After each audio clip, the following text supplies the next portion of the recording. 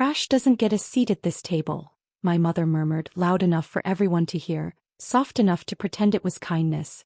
My father didn't correct her. He just kept cutting his steak like the word trash wasn't my name. It's strange how a single syllable can skin you alive. It slides under your ribs and sits there pulsing. I remember the silver clatter of knives, the lemon sting in the water pitcher, the way the chandelier light shook like it was embarrassed for me. Hi everyone, my name is Alara Monroe, 27, a woman who learned to hold her breath in rooms that smelled like money and disappointment. I used to think I was the stain they were always scrubbing at. Turns out I was the mirror they were afraid to look into. The night it happened, rain rattled the gutters like a warning. I'd said I couldn't co-sign another loan for Dad's opportunity. Couldn't float another lie so Mom's friends could keep believing our family was curated perfection. Mom's laugh went glassy. Hear that, she told the room. Trash finally thinks she's furniture. The cousins stared down at their plates. My brother adjusted his tie. No one looked at me. I stood anyway. I'm done, I said. My voice didn't wobble. I won't fund the show. Dad rose slow, a storm pushing off the horizon. Ungrateful, he said. His chair scraped the floor, iron on bone. He stopped a breath from me. For 1 second I thought he might blink and become human again. Instead his fist flashed, hot, blunt, stupid. The room gasped as my lips split. The taste of penny and salt. Mom reached for napkins, not me. Look at the drama, she sighed. God, Alara. You ruin everything. Get out, Dad added, already turning away. You're cut off. For good. I did get out. I left with one suitcase and a face swelling in the shape of their legacy. I learned to breathe somewhere they couldn't find me. Nights cold, mornings louder than fear. I worked in the dark, built in the quiet, bled quietly into my own name until it shone. 8 years is a long season. Long enough to watch a seed crawl into a tree, long enough to swap a basement studio for an office with glass that drinks the ocean. Long enough to buy a house that faces the horizon and does not flinch. Yesterday the gate cam chimed. 2 figures stood on the cobblestone, salt wind chewing at their expensive coats. My mother's smile was brittle sugar. My father lifted his chin like he still owned the sun. The intercom cracked. We're moving in, Mom announced as if issuing a decree. I could see their reflections trembling in the stainless panel. I touched the keypad, feeling the hum of the lock under my skin, the pulse of a woman they once called disposable. I didn't argue. I didn't explain. I just smiled and locked the gate. Their fists banged against the iron like they could bruise steel back into obedience. Alara. Don't be childish. Open this gate. Dad's voice still carried that command he'd worn like a crown. My mother's tone tried softer. Honey, we had no choice back then. You understand that, don't you? No choice. I almost laughed. The rain on the roof of my glass terrace was louder than her apology. I leaned against the marble railing, robe tied loose, wine catching the last pink light of the horizon. This wasn't defiance, it was reclamation. They thought time erased. That 8 years of silence would fold neatly into their return. They hadn't seen the basement mold, the 3 jobs, the way I washed blood from my own collar while their checks never came. They hadn't seen the tears I swallowed like broken glass so no one would hear me choke. I pressed the button on the intercom. My voice came out low, measured, smoother than they remembered. You told me I was trash. Trash doesn't come with a spare room. Mom's face cracked, shock not guilt. Dad stepped forward, trying to squint past the camera like seeing me would force me back into daughter shape. We're family, he snapped. Families stick together. Families don't throw punches, I replied, tasting the scar he gave me. Families don't call their children names meant for dumpsters. Silence. Only the ocean, dragging its claws against the shore. I thought of the girl who used to sit cross-legged at their feet, desperate for scraps of approval. That girl would have opened the gate, would have let them sweep in and redecorate her life until it looked like theirs again. But she was gone, buried in the fist-shaped bruise, replaced by a woman who built her own empire out of the rubble they left. Dad tried one more blow, though this time it was words. Ungrateful brat. We made you. No, I whispered to myself, my hand hovering over the intercom switch. You broke me. I made me. And then I cut the connection, leaving their faces trapped in the frozen screen. 2 ghosts locked outside a home they would never enter. But I knew this wasn't over. People like them don't walk away when the door slams shut. They circle, they scheme, they sharpen their hunger. And the oceanfront night felt heavier, carrying the promise that the next knock wouldn't come from their fists alone. I sipped the last of my wine, the salt wind tearing through my robe, and felt the strange calm of a storm about to land. The kind that doesn't ask permission, only demands surrender. The next morning I woke to silence. Thick, deliberate silence. No gulls crying over the waves, no gardeners humming on the path, just the faint hum of the security cameras tracking movement beyond the gate. They were still there. Through the tinted glass of my bedroom I spotted them. My mother perched on a suitcase like a queen stranded in exile, my father pacing like a caged wolf. Their expensive luggage sat stacked like trophies against the gate. They hadn't come to visit. They had come to stay. I brewed my coffee slow, let the bitterness rise before the steam did. Each sip tasted like defiance. When I stepped out to the balcony in my silk robe, the morning sun painted the water gold, a sharp reminder that beauty could exist without them. Mom looked up, her eyes narrowing. She raised her hand in a little wave, the same gesture she used when I was 10, begging for her attention across crowded parties. Back then I'd glow under that wave. Now I barely felt it. I pressed the intercom. "You're still here." Her voice floated up, sugary but cracked. "Elara, darling, we just need a place to start over. Your father's business, well, it collapsed. And the house, the bank took it." Dad cut her off, his tone iron. "We sacrificed everything for you. Now it's your turn to step up." Sacrificed? I let the word burn in my chest. I remembered scraping together tuition payments alone, remembered Mom pawning my grandmother's locket, the only thing that ever felt like love, and calling it sacrifice. I remembered Dad's rage, his knuckles, his exile. "You sacrificed me," I said, my voice low, the intercom catching the tremor I refused to show. 8 years of silence. Not a birthday. Not a call. Just gone. Dad barked back. "Because you chose pride over family. Now you owe us." That was the word they clung to, like love was a debt, like parenting was a loan with interest I hadn't paid. I turned from the balcony, the ocean roaring behind me like it wanted to swallow their lies whole. But my heart was pounding too hard to enjoy the view. I knew their desperation wasn't just hunger for comfort, it was hunger for control. And people who once tasted ownership of you don't stop craving it. That morning as I locked the balcony door and pulled my robe tighter, I felt it, the old fear stirring under my ribs. Not because they were outside but because I knew they'd find another way in. The question was no longer, it was when. That night the storm broke. Wind lashed the glass walls of my living room, the ocean thundering like it wanted to climb up and crash inside. I sat curled in the corner of my leather sofa, laptop open, numbers glowing across the screen, proof of everything I had built without them. My empire was no longer a dream, it was digits, contracts, bricks, a shoreline carved into permanence. And yet, beyond the security feed, their shadows loomed. My parents, soaked under the awning of the gate, still refusing to leave. Their silhouettes flickered in the lightning, stubborn phantoms chained to a past I'd buried. Then came the sound. Not fists this time but voices. Pleading, rising above the storm. "Elara." Mom's cry was ragged, torn from a throat and used to begging. "Please, we've lost everything. Your brother won't take us in. Friends won't answer. You're all we have left." My chest tightened, not with pity but with recognition. The same script, just played on a weaker stage. She hadn't come for me, she'd come for survival. Dad's voice followed, brittle with fury. "You lock us out now, you'll regret it.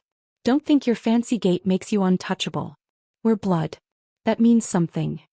I rose, padded barefoot to the security console, each step echoing like a drumbeat. Their faces filled the screen, pale, desperate, drenched. The sight should have softened me. It didn't. It only sharpened the edges of what I'd carried all these years. Blood. Yes, it meant something. It meant bruises that bloomed purple under my eye. It meant nights I slept in my car because home was worse. It meant the word trash stitched into my skin until I peeled it off with success.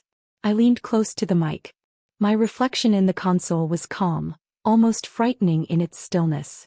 "Blood isn't a bond," I said. "It's just proof you're human enough to bleed."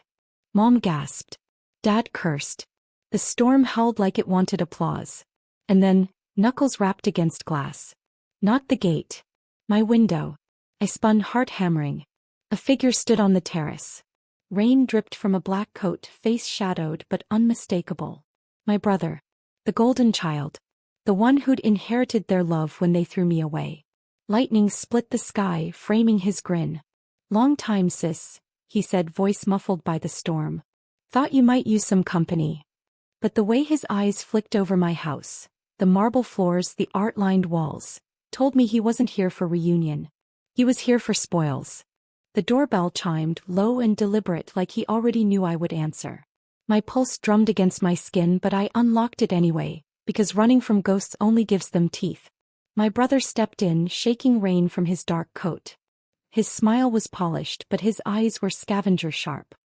He walked straight past me, surveying the room with the arrogance of someone taught all his life that everything belonged to him. "Not bad," he said, fingertips brushing over the marble counter, the leather sofa, the chandelier glow. "Didn't think you had it in you." I crossed my arms. "You mean without them?" His smirk deepened, as if my words confirmed some private joke. He sank into the sofa, dripping water into the white leather, like he was staking territory. "You're not still bitter, are you? About mom, dad, the past? They were hard on you, sure, but look at you now. You should be thanking them." That word again. Thanking. Owing. Always turning wounds into debts. "I built this in spite of them," I said, my voice cutting through the storm. "Not because of them." He chuckled, leaning back, spreading his arms like a king surveying his court. "Either way, they're outside. Cold, hungry, broke, and honestly, so am I. But you've got this palace." His gaze locked on mine, sharp and sly. "It's time you shared." The weight of his words pressed against me. They hadn't come to apologize. They hadn't come for forgiveness. They'd come to feed, on warmth, on wealth, on everything I carved from the ashes. "I'm not your savior," I whispered, but he only tilted his head, studying me the way Dad used to before the back of his hand landed. "No," he said softly, almost pitying. "You're still the little sister trying to prove she belongs. You'll open the door. You always do." My chest tightened, a flicker of the old fear crawling up my spine. As once he was right. Always did. But this house wasn't theirs. This version of me wasn't theirs. I walked to the wall panel, pressed a button, and watched as steel shutters slid down over the windows with a hiss. His smirk faltered. "I locked you in," I said quietly, "the way you all locked me out." And for the first time in years, it was his turn to look small. But deep down I knew, this was only the opening move. Because families like mine don't beg. They infiltrate. And destroy. He shot up from the sofa, fists tightening, eyes darting to the sealed shutters. The storm outside rattled like applause, the thunder booming behind my silence. "You think this makes you strong?" he sneered, pacing the floor like a caged animal. "Locking out your own blood?" My voice was steady, but inside my pulse hammered like the storm itself. "Blood was the weapon you all used to keep me chained. I don't live in chains anymore." He laughed, sharp and cruel. "You sound just like Mom said, dramatic, ungrateful, impossible." That word, ungrateful, was a scar. My jaw tightened. Ungrateful for what? For the fist Dad gave me? For the silence Mom wrapped around me? For 8 years of pretending I didn't exist? He stopped pacing. The smirk slipped, replaced by something colder. "You'll regret this. Sooner than you think." And with that he pulled out his phone, thumbs flying over the screen. My gut twisted. Within minutes, headlights flickered beyond the gate. Cars, plural. Voices, laughter, the sharp slam of doors. Through the feed I watched as cousins, long-lost uncles, people who never once called, spilled out like a parade of vultures. My parents rose from their spot by the gate, triumphant, as if reinforcements had arrived to claim what was theirs. I turned back to my brother. His smile had returned, smug and venomous. "See, Alara, this house was never meant to be just yours. It's family property now." I felt the weight of his words in my chest, but it didn't crush me. It crystallized me. They weren't here for love. They weren't here for forgiveness. They were here to colonize, to strip, to drain. The storm outside screamed louder, like it wanted me to answer back. And I realized something. I had been preparing for this moment all my life. Every scar, every night alone, every tear forged me into someone who could stand when the entire bloodline rose against her. I leaned close to my brother, my whisper slicing through the hum of the storm. You should have come for me when I was weak. Now it's too late. Because this time I wasn't the one locked out. They were. The driveway turned into a carnival of betrayal.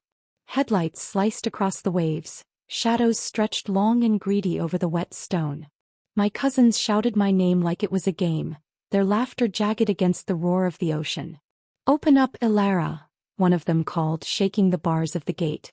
Family shares. You don't get to hog it all. My mother clutched her coat tighter, her voice trembling but still sharp enough to cut. Don't be selfish. This is bigger than you. Selfish. I almost laughed. Where were they when I worked double shifts, eating dollar noodles, praying I could keep a roof above my head? Where were they when I begged for a single call, a word, a sign that I wasn't as disposable as they made me feel? My brother lounged against the wall, smug, phone in hand, orchestrating it all. You hear them, he said smoothly. They're right. You can't fight blood. You never could. But he was wrong. I already had. Every lonely night, every slammed door, every insult I wore like a brand, that was the war. And I had survived. I moved to the console, pressed another sequence. This time not shutters, floodlights. Blinding white beams roared to life, scorching the driveway in brilliance. Every face at the gate froze, exposed, stripped of the shadows they hid behind. Look at you, I said through the intercom, my voice calm, almost tender. Parasites pretending to be kin. You didn't come here for me. You came here for the mansion. For the ocean. For the shine you never gave me when I had nothing. A hush fell, heavy as the storm itself. Even the cousins, their bravado shrinking under the floodlights, shuffled back. My father's face twisted, caught between rage and shame. My mother's lips trembled, but no words came. And in that silence I felt it, the shift. For the first time they weren't the ones holding power. I was. Still, I knew desperate people never retreat clean. They would try again, clawing, scheming, breaking if they had to. But they didn't understand one thing. This home wasn't just walls and windows. It was a fortress built on my scars. And I wasn't afraid of them anymore. The storm eased at dawn, leaving the air sharp with salt and silence. The mob at the gate looked smaller in daylight. Wet, shivering, stripped of their illusion of power. My parents stood at the front, no longer regal, just two aging figures clinging to entitlement like it was oxygen. I stepped outside, the gravel cool beneath my bare feet, robe tied firm at my waist. Each step echoed, and with it the girl they'd broken walked further into her own freedom. My brother watched me approach, his smirk brittle now, cracking under the weight of light. Finally, Dad said, voice hoarse. You came to your senses. But I didn't unlock the gate. I only stood there, the bars between us, the ocean rising behind me like a loyal witness. I came, I said quietly, to tell you this ends today. Their faces flickered, confusion, denial, anger. Mom reached through the bars, fingers trembling. Alara, please. We're family. We need you. I took a breath, tasting the salt air, feeling every scar they had carved into me. Family doesn't discard their child like garbage. Family doesn't raise fists. Family doesn't starve you of love, then show up only when you've built something worth taking. Her hand fell away. Dad's jaw clenched, but his silence said more than any roar could.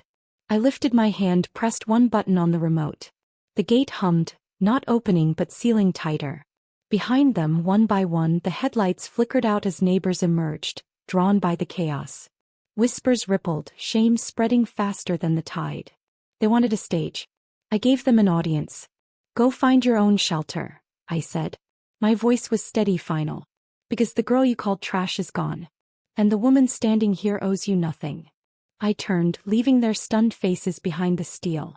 The mansion's doors closed around me, but it didn't feel like shutting them out. It felt like locking myself in, to safety, to peace, to a life they could never soil. As the morning sun poured across my oceanfront windows, I felt the last chain snap.